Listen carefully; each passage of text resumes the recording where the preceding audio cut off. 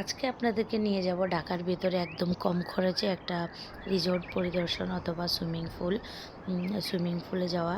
আর আমরা এটা সবচেয়ে ইন্টারেস্টিং ব্যাপার ছিল, আমরা নদীর প্রাকৃতিক দৃশ্য, মনোরম পরিবেশ উপভোগ করতে করতে আমরা নদীর ওপারে গিয়ে আমাদের কাঙ্ক্ষিত গন্তব্যে পৌঁছাবো। এই যে আমার বাচ্চা একটা খেলনা, যেখানেই যায় একটা খেলনা হাতে নিয়ে যায়। দেন আমরা যাই, আমাদের এন্ট্রি এন্ট্রি ফি জনপ্রতি ৳১০০ ছিল। আমার বাচ্চা ঢোকার সাথে সাথেই ওর প্রিয় টম অ্যান্ড জেরির একজনকে পেয়ে হ্যান্ডশেক করে নিল। দেন আমরা এই যে এখানে বিভিন্ন রাইড আছে, হর্স রাইড, ডাক রাইড, ট্রেন, আরও অনেক কিছুই ছিল। দেন বিভিন্ন বাচ্চাদের আকর্ষণীয় করার জন্য অনেক অ্যানিমেল ছিল। অ্যানিমেলগুলা বসে বাচ্চারা রাইড করবে অথবা বসে থাকবে, পিকচার তুলবে। এখানে সবচেয়ে প্লাস পয়েন্ট হলো আপনার প্রাকৃতিক পরিবেশটার উপর প্রাধান্য দিছে। প্রাকৃতিক পরিবেশটা আমার কাছে ভালোই লাগছে।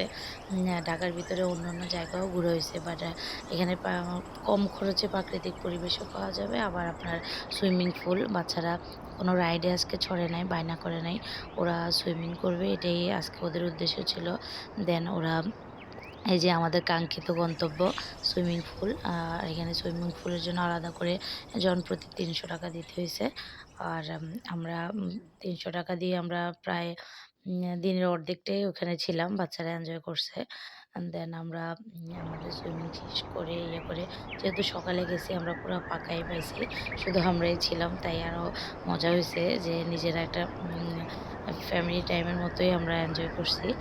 দেন আমরা এই তো বাচ্চাদের সুইমিং টাইম, এরা আরও ২ একবার এরকম করা হইছে। ওরা প্রায় একটু পারে এখন। Thank you.